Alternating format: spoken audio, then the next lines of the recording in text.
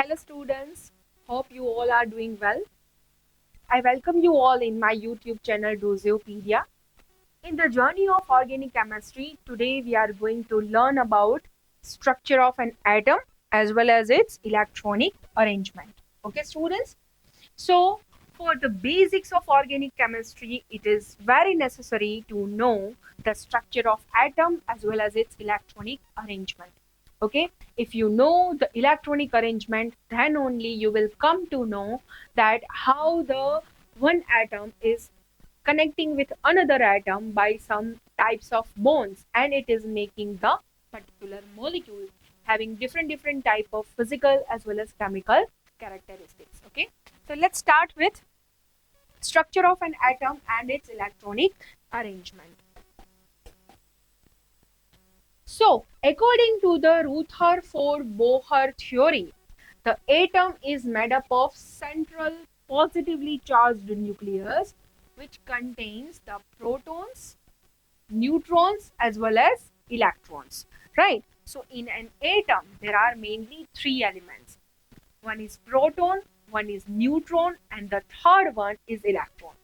In this three, the proton is a positively charged atom, while neutron does not contain any kind of charge and electron is containing negative charge. Okay, so here in this figure you can clearly know, just watch, right, that this one is the nucleus of an atom where you can see the yellow color as well as the blue color, right? So from this, the yellow color is the proton, the blue color is a neutron. Okay, and around this nucleus you can see the moving element, that is electron. Okay, now it's a question, how these protons and neutrons are staying in the nucleus? Very stable, and electron is moving around the nucleus. Why is it so? Why electron is moving? Okay, and why proton is not moving? Okay, so this is the question. No, you also have a question, I also have a question, but the answer is what? That when we compare the weight of these three elements, no, proton, neutron and electron, then the weight of proton and neutron is much more higher than electron. So electron is very light in weight. That is why it can move around the nucleus. Okay, plus proton is having positive charge, electron is having negative charge. So what can be possible between these two charges? Positive charge and negative charge. So between these two opposite charges, attraction is possible. So there will be the attraction forces between proton and electron, positive charge and negative charge, and that is why electron is moving around the nucleus, right? This attraction forces does not allow to go electron far from the nucleus. Okay, that is why electron is moving around the nucleus. Now if you know about atomic number and atomic weight, right, so this is a very necessary point, students. You have to go and refer the periodic table in which you are given the atomic number and atomic weight for all the atoms, right, which will be useful to you in the journey of organic chemistry to learn about the chemical reactions. Okay, so here let's talk about atomic number. What is atomic number? So atomic number is equal to number of proton or number of electron. Why or is here? Because in atom the number of proton and number of electron will be equal. That is why either you can take the number of proton or you can take the number of electron as an atomic number. Okay, in most of the components, most of the atoms, the number of neutron will also be similar, but some atoms are there in which the number of neutron is different. So this kind of atoms are called isotopes of each other.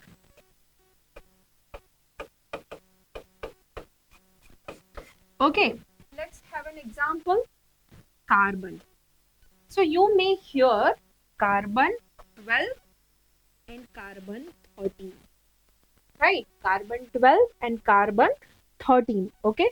So 12 is the atomic weight of the carbon. 13 is the atomic weight of the carbon. Now what is the atomic weight? Atomic weight is equal to number of proton plus number of neutron.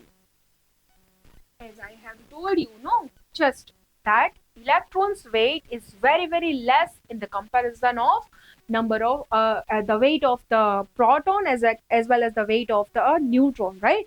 So electron's weight is very less, and that is why we are not considering here the weight of electron. So atomic weight is equal to number of proton plus number of neutron. So what is the atomic number of carbon? That is 6.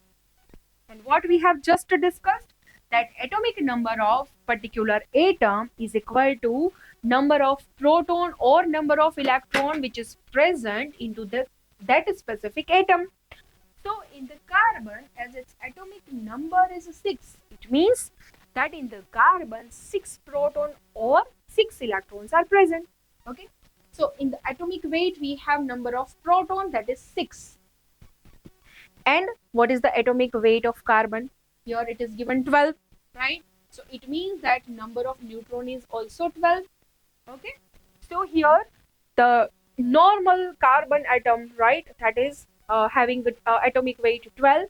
In this particular atom, the number of proton is equal to 6 and the number of neutron is also equal to 6. But in the nature, right, the abundance of C13 is also there. Okay.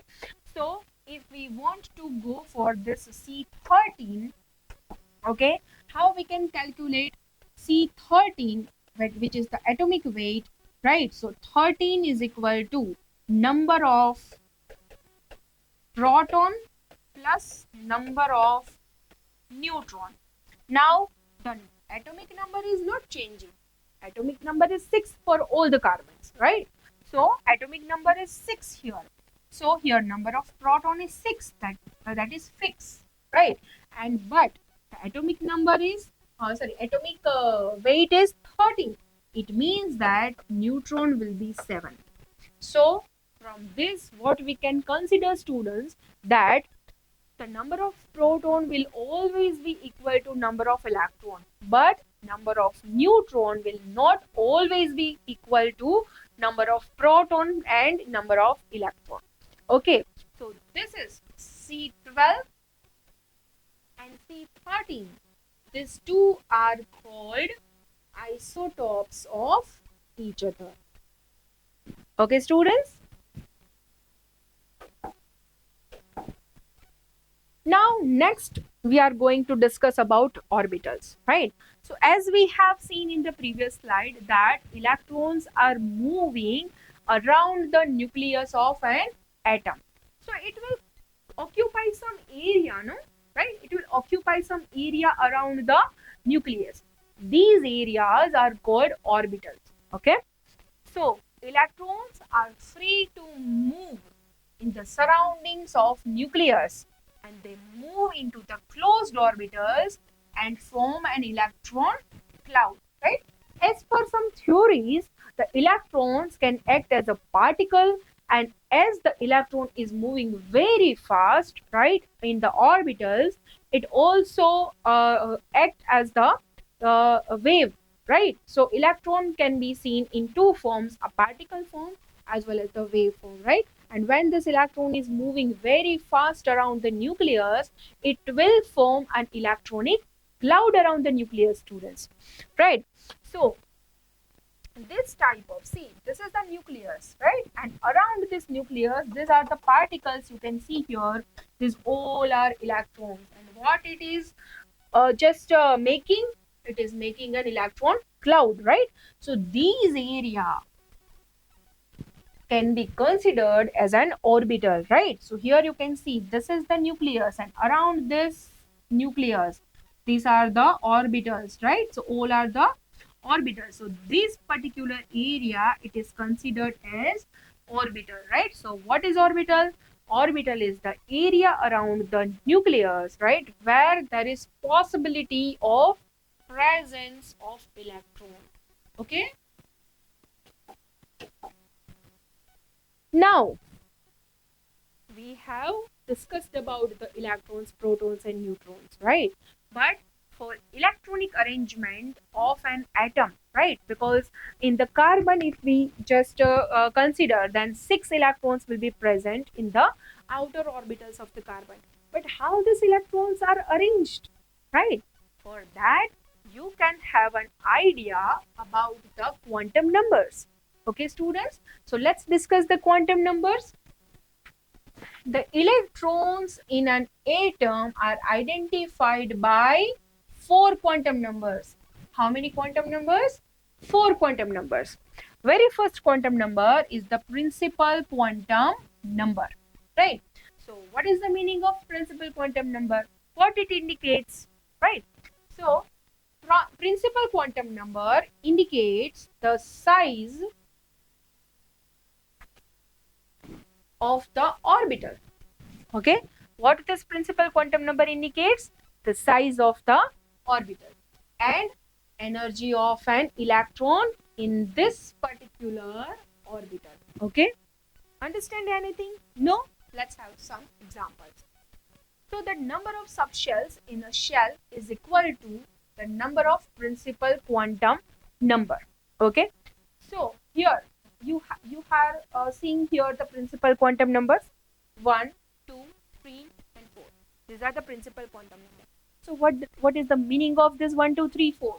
The meaning of this 1, 2, 3, 4 is this is the first orbital, this is the second orbital, this is the third orbital, and this is the fourth orbital. If we say that this is the nucleus having proton and neutron, then around this nucleus, if there is only one orbital, okay, then its quantum number will be 1. Okay, around this nucleus, if you have 2 orbitals, then this is the second number of orbital which is having 2 as a principal quantum number. Then you can have the third orbital and so on. Okay, so principal quantum number indicates the size of orbital, either it is first, second, third or fourth. And the first orbital near to nucleus is having only one subshell, right? So shell will be there, and in the shell it will be subshell. Say for example, the very first orbital you can see here, right? Very first orbital is this orbital, right? So in this orbital, as its quantum number is 1, it means that it will only have one orbital, that is s. Okay, now here you can see this is the 2 principal quantum number, right? It means that it is the second orbital around the nucleus, so it will have 2 subshells, right? In the second orbital you will have 2 subshells, that is s as well as p. Okay, then this one is the third orbital, right? In the third orbital you will have 3 subshells, that is s, p, d. If it is the fourth orbital, right, 4 is the principal quantum number, then it will have 4 subshells, s, p, d, f and so on, right? Okay, so principal quantum number will indicate the number of subshells present into that particular orbital or shell also. Okay, now here 1, 2, 3 are the principal quantum numbers. So in this figure you can see 1, 2, 3, 4, which are the principal shells. S, P, D, F. S, here S and P, here S, P, D, here S, P, D, F. These are the subshells, right? Now, in the particular subshell, there are limits of electrons. Okay, so what is the limit? In the S, there is a limit of only 2 electrons. Means in the s orbital, you can feel only and only 2 electrons. Okay, students. Next one is the p. So in the p, right, there are 6 electrons, right? Maximum you can fill 6 electrons in the p orbital. Why is it so? Do you know that? Because in the p orbital, it is divided into 3 subtypes again, right? In the next slide, we will see that p is divided into 3 subtype: px, py, and pz. Similarly, D is divided into 5 subtypes. So 5 twos are 10. In each subtype, you can fill maximum 2 electrons. In the F, it is divided into 7 subtypes. Again, in each orbital, you can fill maximum 2 electrons. So the capacity of F orbital is 14. Okay. Now we have completed the principal quantum number. Now let's go for the azimuthal quantum number, right? So what is this azimuthal quantum number? It refers the shape of the orbitals, right? Azimuthal quantum number is giving us the idea about the shape of the orbital. Like s orbital, it is of the sphere shape. Then p orbital, it is of the dumbbell shape. Then we have the d orbital. So these d orbitals are clover leaf shape, and f orbitals, it is having no any fixed shape because it is having a complex structure containing multi-lobes. Okay. Then we have the third quantum number, that is magnetic quantum number. Okay, so here you can see that this is the electron, right? Electron is moving in the upward direction, right? So before magnetic quantum number, let's discuss about the spin quantum number. So what is the spin quantum number? The spin quantum number refers the direction of spin of electron in that particular atom, right? It means that if you have this orbital, and in this orbital, if you have 2 electrons, then one electron's direction is in the upward direction, and the second electron's direction will be into the downwards direction, right? And when this electron is moving like this in the upward direction, okay, then it will create some magnetic field around it. Why? Because this electron is possessing the negative charge, and when this negative charge is moving from one place to another place, it will create some electric field as well as some magnetic field. Okay, so wire, electronic wire, right? It is what? It is the flow of electrons, right? So when the power is on, no, then again the magnetic field is being formed around this electronic wire. Okay, so here when this electron is moving from this point to this point in upward direction, because it is possessing the negative charge, it will create some magnetic field, and that is why here you have the north pole and here you have the south pole, right? So the magnetic field will be from the north pole to the south pole. Similarly, here this electron's movement is from upward direction to the downward direction, right? So it is coming from this point to this point, and that is why its magnetic field will be in the downward direction from north to south. Okay. Now, see, electrons are possessing what? Negative charge, right? Electronic charge, negative charge, and that is why the same charge, if in the particular orbital the same charge is in the same direction, there will be the repulsion forces, right? There will be the repulsion forces, and that is why in the same direction the electrons cannot stay in particular orbital. Okay, but if you have the opposite directions, it means that they will have the attraction forces to between these two electrons, okay, and that is why they can stay in that particular orbital, right? So as per the Pauli's exclusion principle, the two electrons in the orbital may have the same principal quantum number, same azimuthal quantum number, same magnetic quantum number, but they cannot have same spin quantum number, right? They must have the opposite spin quantum number, that is plus one half and minus one half, right? So here what this indicates, plus and minus, it does not indicate that on this electron plus one half charge is there, on this electron minus one half charge is there. No, it is not like that.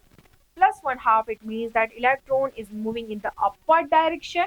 Minus one half, it means that electron is moving in the downward direction. Okay, students?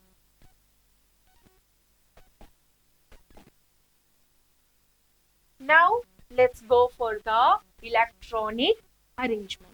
Okay, so electronic arrangement in an atom, it is governed by some rules, right? For each and everything, rules must be there, right? Okay, so for electronic arrangement, some rules are there. The very first rule is what? The total number of electrons that can be accommodated in shell is equal to 2n square, where n is equal to the principal quantum number of the shell, right? So as we have discussed, that in first orbital you will have only s, and in one orbital you can occupy, like the electrons, the maximum number of electrons that can be occupied is 2. Okay, so as per this rule, this calculation will be correct. Do you want to see? Let's see. In the first cell, right, n is equal to 1, right? Put it into this equation, 2n square. So 2, 1 square is equal to 2. So what is this 2? It is the maximum number of electrons that can be stayed over this first orbital, first shell. Now if we put n is equal to 2, then square of 2 is 4 into 2 is 8. Okay, it means that in the second orbital the 8 electrons can be there. Why is it so? As we have seen that if the principal quantum number is 2, then you will have 2 subshells, and these 2 subshells are S and P. S is only 1, so 2 electrons will be there in the S, and P is 3, Px, Py and Pz. So 2 plus 2 plus 2, 6 plus 2. So what is the answer? It is 8, right? So by using this equation, 2n square from principal quantum number, you can calculate that how many electrons can be there in the specific orbital. Okay, if you go from 3, 4, 5, okay, and you will put n is equal to 3, 4, 5 and so on, so you can have the number of electrons that can be occupied by that particular orbital. Now the second rule, the total number of electrons that can be accommodated in a subshell is equal to twice the number of orbitals it contains, right? It means that the S shell can have 2 electrons because it has only one orbital, right? S has only one orbital, so double of that. Okay, twice number of that orbital, that is double of that. So 2 electrons the S can possess. P subshell can have 6 electrons due to 3 orbitals, because P subshell has 3 orbitals, right? 3 subshells again, which is Px, Py and Pz. Okay, similarly D subshell can have 10 electrons due to 5 orbitals, right? So which are the 5 orbitals of D subshell? That is dxy, dxz, dyz, dx square minus y square, and dz square. These are the 5 different orbitals of d, right? And in each orbital, you can occupy 2 electrons, so total 10 electrons can be there in the d orbital. Then we have the f subshell, which will have 14 electrons due to its 7 orbitals, right? So which are the names of this 7 f orbitals? Fx y square minus z square, Fy z square minus x square, Fz x square minus y square, Fxyz, Fxz square, Fyz square, and Fz cube, right? So from this rule, we can have an idea that in which orbital how many electrons can be occupied. The next rule, the total number of electrons that can be accommodated in an orbital is only 2. Why? Because these 2 orbitals will have opposite spin. If you want to occupy more than 2 electrons in a orbital, right, then the 2 electrons will be there which will have similar spin, which should not be there. Say for example, if I want to put 3 electrons in this orbital, so one will be on this direction, right? One will be on this direction. Then third will be either on this direction and either on this direction. So if I put on this direction, then this 2 will be same. If I put this direction, then this 2 will be same, which should not be allowed, right? It is not allowed, okay? It should not be there, okay? And that is why the number of electrons present in one orbital should be only 2, which will have different opposite spin quantum number, okay?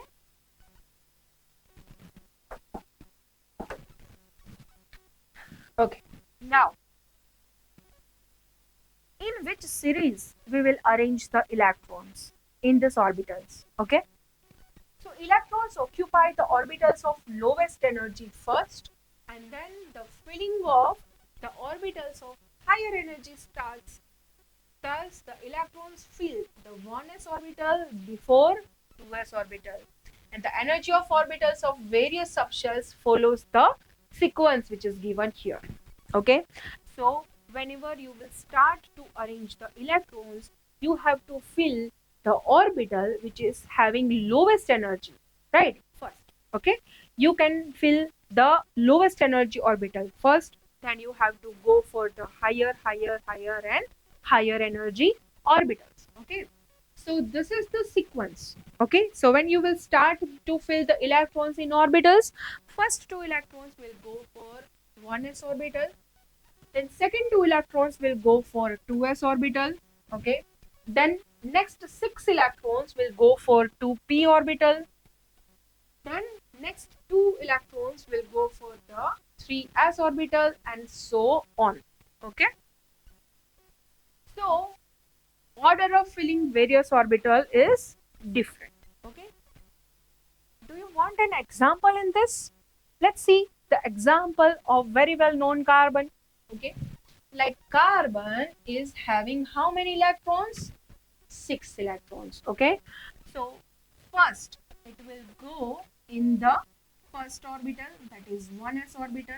So 1 electron will be on this direction, 1 electron will be on this direction, so there is the fulfillment of 1s orbital. Now we have still 4 electrons, so we should go for 2s orbital, right? In 2s orbital again there will be 2 electrons, so there is a fulfillment of 2 electrons in 2s orbital. It is also full. Now still we have 2 electrons, so now is the question, how we will fill these 2 electrons? Because we have 3 p orbitals, 2px, 2py, and 2pz. Now here there is some, what we can say, twist, right? That 2 electrons, you can fill this 2 electrons in the 2p orbital by different ways. Like if I say that these two electrons will be in the 2px only, and for 2py there will be 0, for 2pz there will be 0. It is like that? No, it should not be like that. Why? Because these three orbitals are of similar energy. Okay, so first the one electron will go over here, and this electron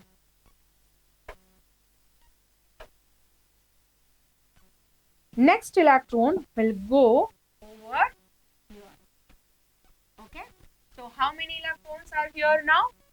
1, 2, 3, 4, 5 and 6. So all the 6 electrons of carbons are occupied, right? Now, is this outer orbital fulfilled? No. How many electrons are remaining to fulfill the octane? Octane, it means the 8 electrons in the outer orbital. Okay, so here we have 2, 3, 4. So still we can fill 4 electrons in the orbitals. One will be here.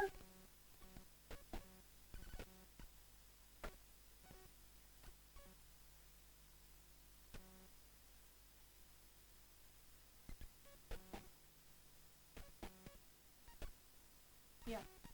So now still we can fill the 4 electrons, right? So these 4 electrons, in which one will be here, the next will be here, next is here, and next is here. But carbon has no these 4 electrons. So carbon can get these 4 electrons from different atoms, right?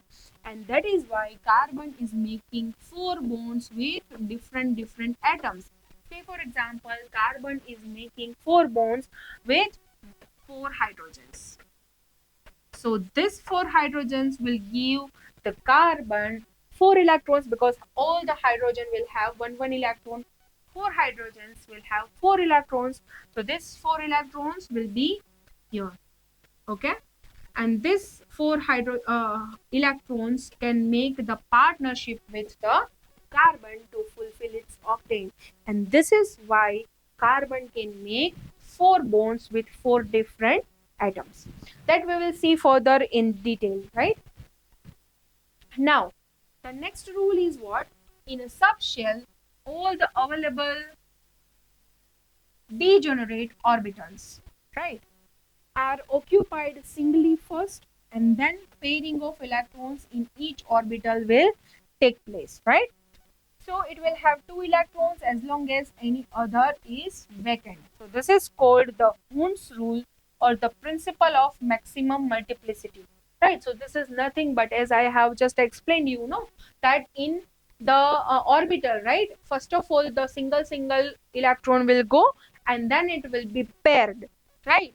Okay, say for example, if here the nitrogen is there, so nitrogen will have 7 electrons, right? So here it will be 1s2, 2s2, then 2px. First of all, 1, 2, 3. So 2pz will have single electron. And if here oxygen is there, so 8 electrons. So now the 4th electron will come over the px orbital, right? So this rule, it is called the Hund's rule. Next is the distribution of electrons in an atom by convention is always written in the terms of electrons which each of subshells occupies. So in common practice, the number of electrons in subshells are indicated as superscript, right? So for carbon, we can write like this: 1s2, 2s2, 2px1, 2py0, and 2pz0. Sorry, 2py1 and 2pz0, right? So this is how we can write the electronic arrangement as a superscript of the particular orbital. Now, this is the direction of what? Of electronic arrangement, right? It means that whenever you will have first 2 electrons, it will go in the 1s orbital, then it will go in the 2s. Still, if you have electrons, then it will go in the 2p, right? So if all the 3p orbitals are occupied and still if you have electrons, then it will go for 3s. Then similarly with 3p, okay, after 3p you will have 4s, then you will have 3d, okay, because 4s has less energy than 3d. That is why after 3p the electron will go in the 4s orbital first, and then it will go for the 3d orbital, then it will go for 4p, then 5s, and then so on, okay. So if you have this kind of like you can write the electronic arrangement like this. So here you have the superscript that is indicating the number of electron in the s orbital. So s is the type or orbital, and 1 is what? 1 is principal quantum number, right? Which is the shell number. Okay, students. Now, electronic arrangement for carbon atom. We have already seen this, right? In for the example in the previous slides. Again, we can write it down like C6, 1s2, 2s2, then 2px, 2py, and 2pz. So 4 are here, 5 and 6. For nitrogen, the atomic number is 7. It means that nitrogen is containing 7 electrons. So we have to arrange these electrons, right? So first 2 electrons of nitrogen will go in the s, then 2s, then you will have 2px, 2py, and 2pz. So how many are already occupied in 2s? 1 is 2, 2 is 2. So 4 are occupied. Now how many are remaining? 3. So it will go as Hund's principle, right? As per the Hund's rule, right? You will have 1 electron into px, 1 into py, and 1 into pz.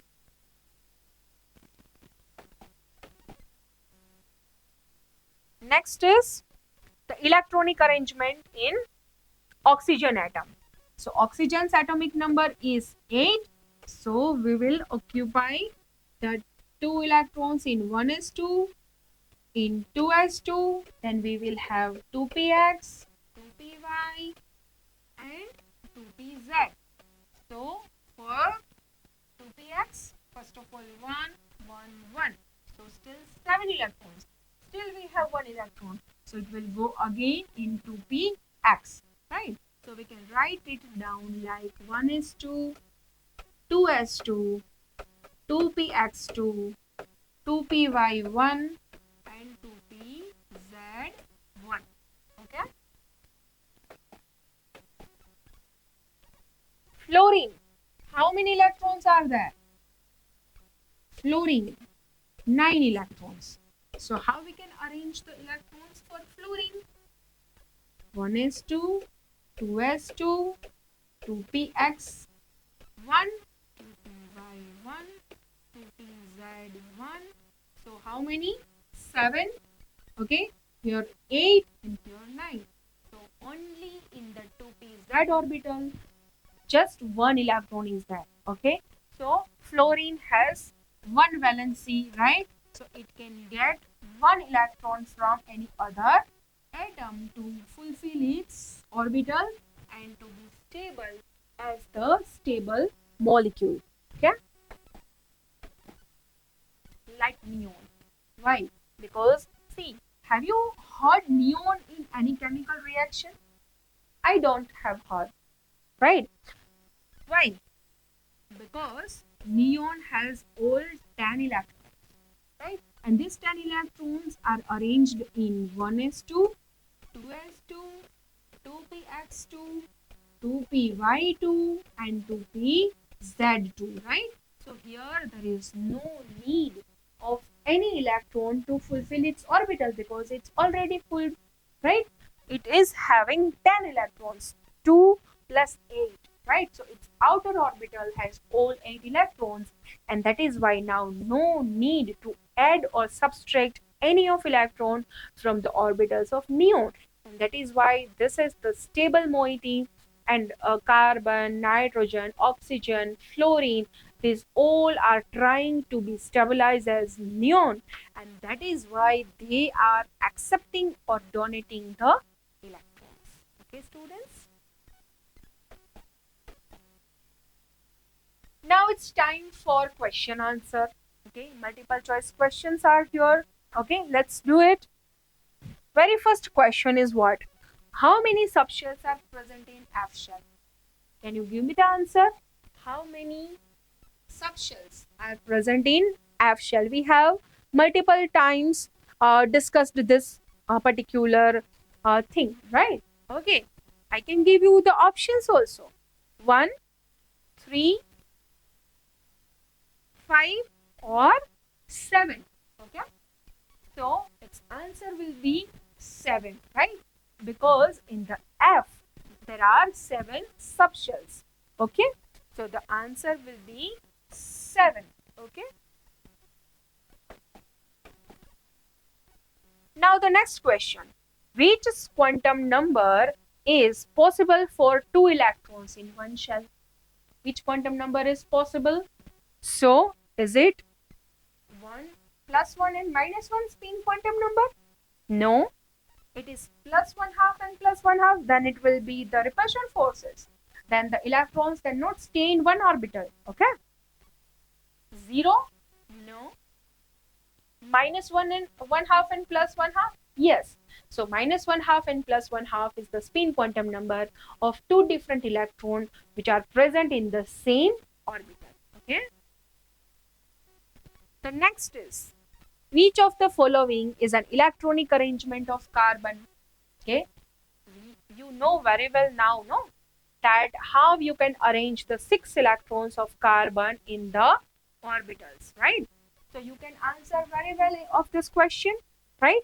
Is it 1s2, 2s2, 2px2, 2py2, 2pz2? No. Why? Because if you will sum all this, if you will have summation of all this electrons, okay, then how many electrons are there? 1, 2, 3, 4, 5, 2s are 10. So 10 electrons are there. Carbon's atomic number is, I think, 6, right? So 10 electrons is possible? Not possible. For this, yeah, here we have 6 electrons. But 2px cannot have 2 electrons as per Hund's rule, right? It should be 2px1 and 2py1, and that is why this answer is also wrong. For this one, yes, it is given correctly, right? 1s2, 2s2, 2px1, 2py1 and 2pz0. This is not possible, right? Because in 2s2, if we will fill 2 electrons, then only the electron can move forward. Okay, students. So here I'm ending with this electronic arrangement. Okay. And if you have any kind of doubt, or if you want to learn about any specific topic, then you can write it in the comment box. I will try to make videos on these topics. Okay. Thank you.